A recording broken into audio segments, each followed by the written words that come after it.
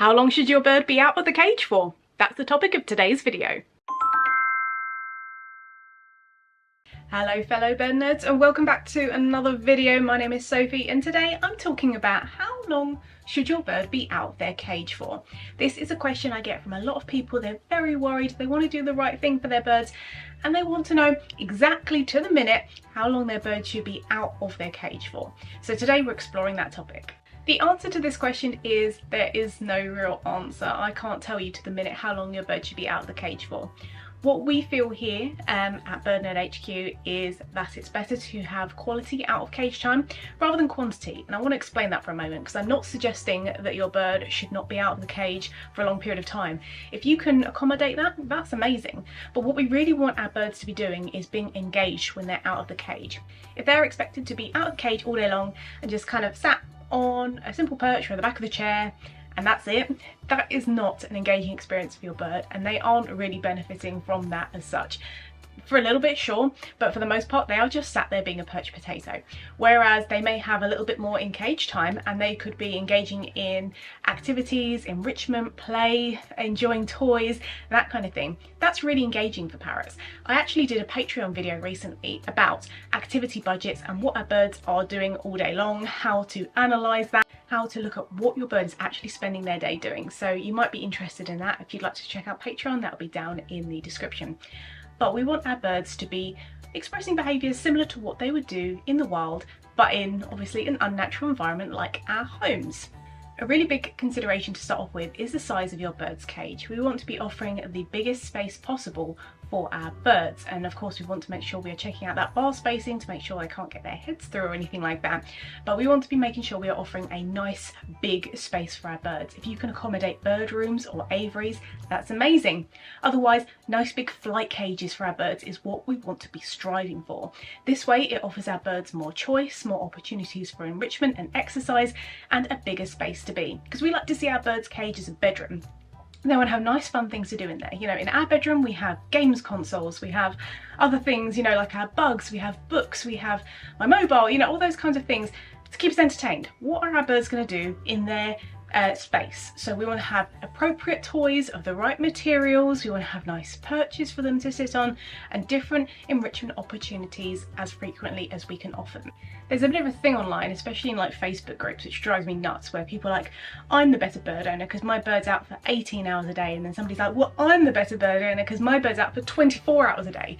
That doesn't make you a better bird owner because, again, if your bird isn't actually doing anything when they're out, it's not really that valuable.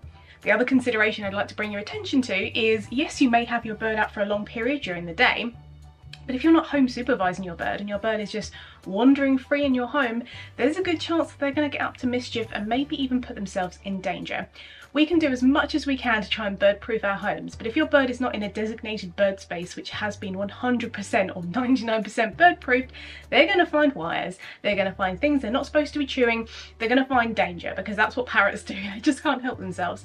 So if you're not home to supervise your bird, I highly suggest that your bird is having their in-cage time in their nice big cage, because it is not valuable for them to be unsupervised in an environment where there are lots of dangers. Even if you think you've bird proofed your home, they will find something. So again, unless they're in an aviary or in their dedicated bird room, it's better to have them have in-cage time that's enriching and engaging rather than potentially putting themselves in danger. Now, is there a time when your bird doesn't have to come out of the cage? There's kind of two things that we're thinking about here. So the first one is if you've just brought your bird home and they don't know you yet, it's a really silly idea to get them out of the cage immediately, because you're not going to be able to get them back in, and it's probably going to involve a break in any kind of trust you had in the first place. Your bird is going to be very scared because more than likely you're going to have to towel them to get them back in, and that is going to set your relationship off on a terrible start. So instead, we like to keep our birds in the cage when they first come home for just a little bit longer, so that we can train them target training and maybe even step up training in the cage, so that we know that when they come out, we'll be able to get them back in the cage. I do have a video about how to get your bird back in the cage, which I'll leave up above and down below if you'd like to check that out after this one. That is a very sensible way to give your bird, at the start, just a little bit of extra in cage time, so that long term they can come in and out of their cage voluntarily instead of having such a stressful experience. The other two times where temporary in-cage time may be appropriate, number one is if you are going on holiday and somebody who doesn't know your birds is coming to look after them. Again, it's more sensible and more safe for them to perhaps just have a little bit of extra in-cage time whilst you're away, and then when you come home you can make it up to them, but that is probably more safe and sensible if the person looking after your birds doesn't know them very well. And the other thing as well is if you are not feeling well. I have a video on how to take care of your birds if you're sick. You know, when that thing that's been going around the world happened to David and I, we could barely function. It was awful. And then having to look after our 8 birds was even worse. So, you know, having them have a little bit of extra in-cage time, maybe spending whatever energy I had making some little, you know, treats in cake cases or paper straws, making sure they've got appropriate toys, that was far more valuable than me trying to look after them. I'm delirious, I don't know what's going on, I feel awful, I feel like I'm going to faint or whatever it is. That's not going to be valuable for the birds. It's going to put them and me in danger because I can't supervise them properly. So that was a situation where actually it was better for everybody to just have a little bit of extra in-cage time during that period of time. Now I know there's people out there who are like, Sophie, please just tell me how many minutes should my bird be out for. I will say something like 20 minutes, half an hour a day on a regular basis if that's your routine. That's probably not enough. That's not going to give you enough time to spend time with your bird, have them exercise and play and explore their environment, unless of course they live in an aviary or a bird room that's a huge space for them to exhibit natural behaviours. If they have a smaller cage or even a larger cage, that probably isn't enough time for them to be out and about on a daily basis. Do I think that birds should be out for the entire waking day? It can work, but it's very difficult to do if you have anything to do during the day, because we really should be supervising our birds in our homes if they are out of the cage, because they can find mischief. I'm going to stress that again because accidents can happen and we want to avoid them as much as possible. So I do think that if your bird is having out of cage time, you should be supervising them, or at least semi-supervising them. So say for example you're working at your desk and you've got a really cool play stand that's enriching next to you. You don't have to be watching them like a hawk. You know, they can just play next to you. But we don't want to kind of let them out in the living room and then we're going to go to the bathroom and, you know, do a skincare routine or something like that. They're probably going to be up to mischief. Our routines for out of cage time can be variable because of what we do for work and things like that, and you know what, that's okay because it keeps our birds on their toes. We like a loose routine here at BirdNerd HQ. We like our birds to know roughly when their meals are coming, and also wake up time and sleepy time to keep the sleep routine and consistent.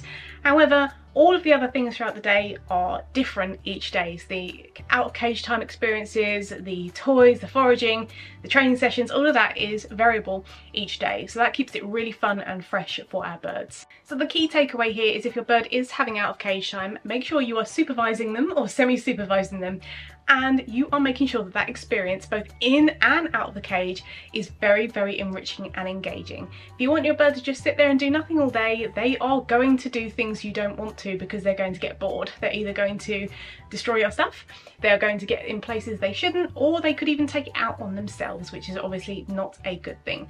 So we want to be making sure we're keeping our birds busy, happy and stimulated, and I have loads of videos on my channel of cool toys you can get, foraging experiences, how to teach your bird to forage, and of course don't forget to check out David the parrot teacher, who is my partner. He has loads and loads of videos as well to keep your bird busy and engaged. We want to build up those skills so our birds know how to self-entertain and independently play so that they can have the most amazing life possible. And if you're sitting there thinking, Sophie, my bird doesn't know how to forage, what am I supposed to do? I'd love for them to do it, but they don't know how to do it. Make sure you check out this video next, but in the meantime, take care and I'll see you in the next one.